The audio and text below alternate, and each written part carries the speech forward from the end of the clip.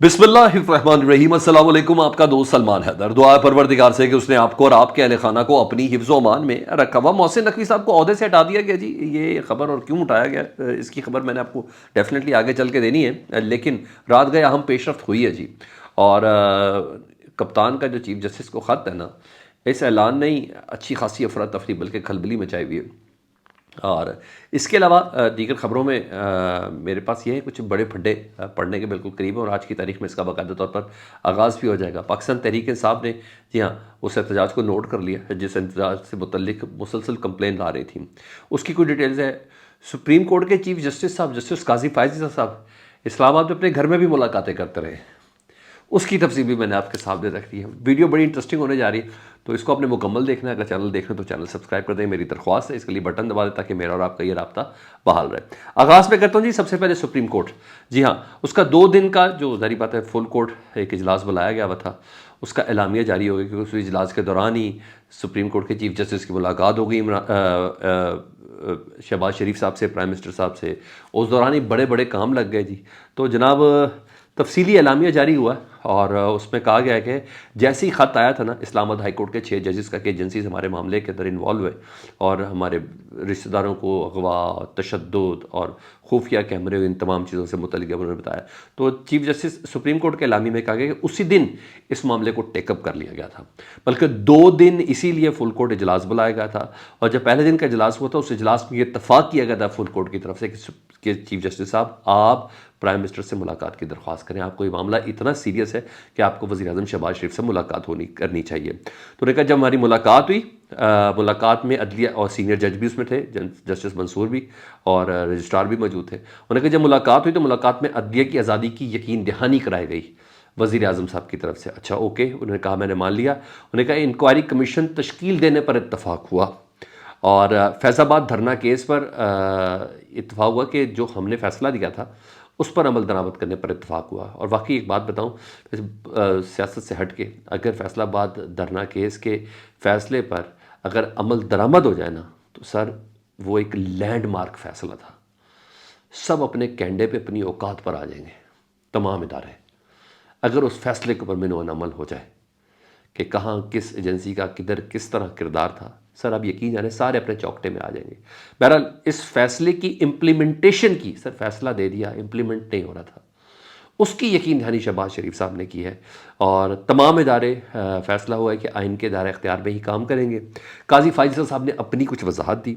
उन्होंने कहा कि जी 25 मार्च को ख़त लिखने के बाद ना मेरी रिहाइश गाह पर इफ्तारी के बाद ही देखिए मैंने इस्लामाबाद हाई कोर्ट के तमाम जजेस को बुला लिया, बशमूल chief justice justice Aamir Farooq साहब, जिनके ऊपर इनडायरेक्टली डायरेक्टली इल्ज़ाम लगाया इन 6 जजेस ने कि हमने इनके पास गए, बार बार गए, रिटर्न भी गए, ज़ुबानी भी गए, नहीं हुए। साबिक चीफ जस्टिस उमर अता बंदियाल साहब के पास हम 6 जजेस गए, उस वक्त जस्टिस आमिर फारूक उधर नहीं थे, हमने वो दरख्वास्त दी। हम जस्टिस काजी फाइज़ साहब आपके पास भी आए थे, ये 6 के 6 जजेस, इन शिकायतों को लेके। सिर्फ उमर अता बंदियाल साहब ना लेना, काजी फाइज़ साहब के पास भी ये दरख्वास्त आई थी। ये 6 के 6 जजेस फिजिकली मुलाकात करके आए थे सुप्रीम कोर्ट में। जी हाँ, मैं विटनेस हूँ, मैंने इसको रिपोर्ट किया हुआ है। तो अब मामला ये है, वो अपनी पोजीशन क्लियर कर रहे हैं कि उस दिन मैंने तमाम जजेस को बुला लिया इस्लामाबाद हाई कोर्ट के, भाई क्या मामला है। तो 2.5 घंटे तक तमाम जजेस को सुना गया। हालांकि इससे पहले चीफ जस्टिस साहब जब चीफ जस्टिस नहीं थे, उमर अता बंदियाल साहब चीफ जस्टिस थे, उस वक्त भी ये 6 जजेस बराए रास्त बिलमुशाफा मुलाकात कही थी इन्होंने काजी फाइज़ साहब से, उनको तमाम ये कंप्लेंट्स बताई थी, ऑन द रिकॉर्ड है जी ये बात। अच्छा जी, उन्होंने कहा मैंने 2.5 घंटे तक इन तमाम जजेस को अपने घर पर सुना है 25 मार्च को, और फिर वज़ीर आज़म से मैंने यकीन दहानी कराई है कि कानून साजी भी करेंगे, यानी वज़ीर आज़म अनकरीब को पार्लियामेंट को कानून साजी भी होने वाली है। अच्छा, अगर कानून साजी से मामला हल हो जाए तो क्या ही बात है, मगर लोग कह रहे हैं कि नहीं जनाब, नहीं ऐसे नहीं मुमकिन, और मेरे समेत लोग कह रहे हैं, मैं भी ये कह रहा हूँ। भाई 6 जजेस ने शिकायत दर्ज कराई काजी फाइज़ साहब के सामने, भाई ये तो उनका मामला है, काजी फाइज़ साहब का मामला है। और किसके खिलाफ दरख्वास्त कराई, ये खत लिखा गया है एग्जेक्टिव के खिलाफ।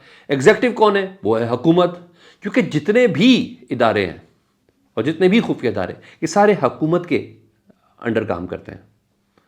जी हाँ, उनके ज़ेर असर काम करते हैं।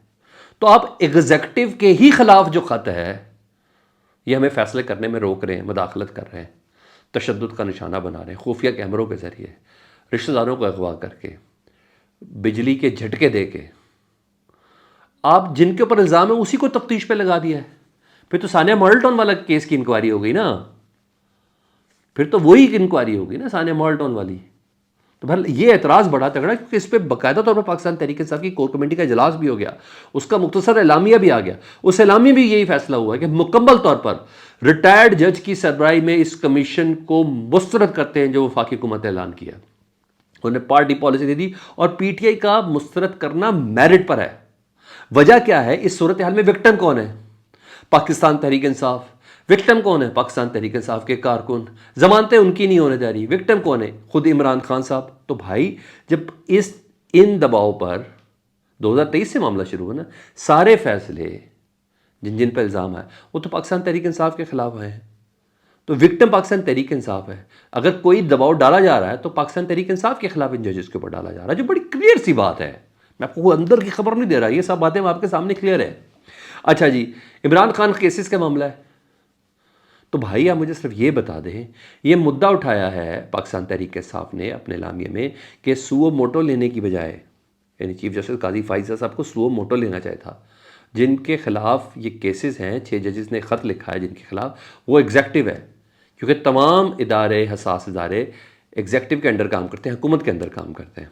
जिनके खिलाफ 6 जजेस ने ख़त लिखा है, आपने तहकीकात के लिए भी उन्हीं को कह दिया है ना हैरानगी की बात। मुझे नहीं समझ क्यों डरे चीफ जस्टिस साहब, क्यों खौफजदा हुए, आई डोंट नो। उनको अपनी सरबराही में कमीशन बनाना चाहिए था। भाई अब कैसे हुकूमत को तहकीकात का कह सकते हैं? कंप्लेन आपको की है उन्होंने, नहीं तो शहबाज शरीफ को खत लिखते, वो तो फिर शहबाज शरीफ साहब को खत लिखते, उन्होंने खत आपको लिखा है। नहीं, कुछ तो है जिसकी पर्दादारी है।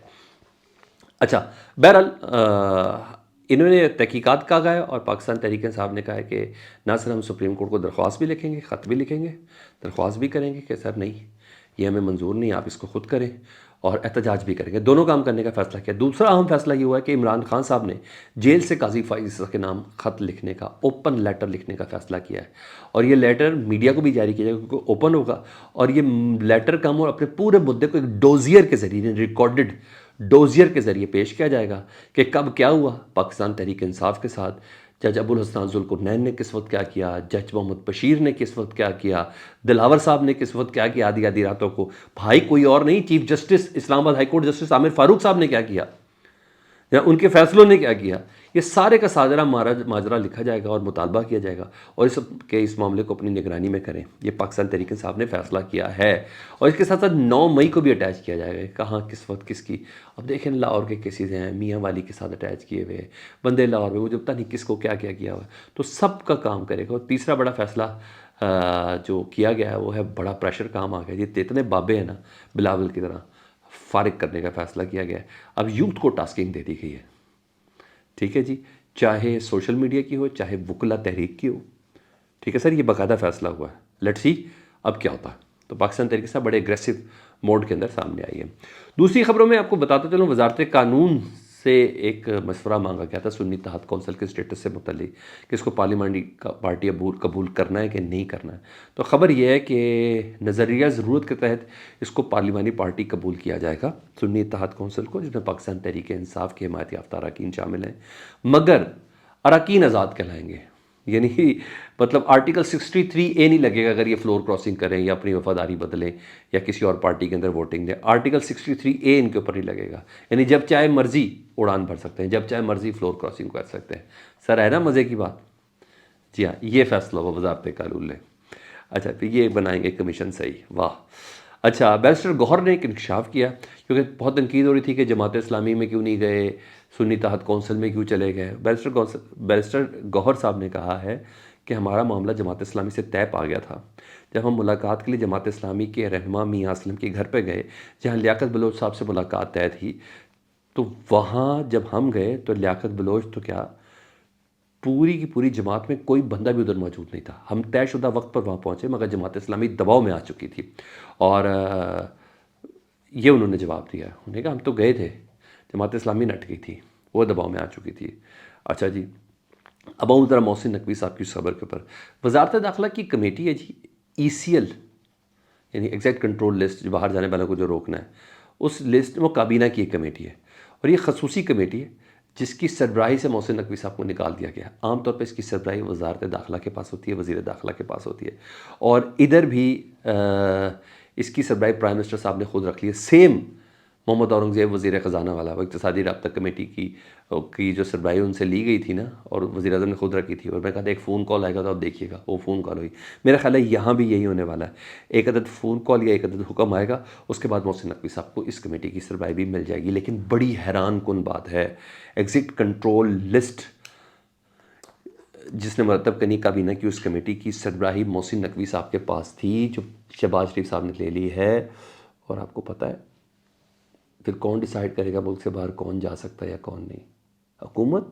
नहीं नहीं नहीं। शहबाज शरीफ साहब? नहीं नहीं नहीं। फीडबैक से मतलब ज़रूर आगा कीजिएगा। अपना बहुत ज़्यादा ख्याल रखें। अल्लाहुम्मा सल्ली अला मुहम्मद व आले मुहम्मद।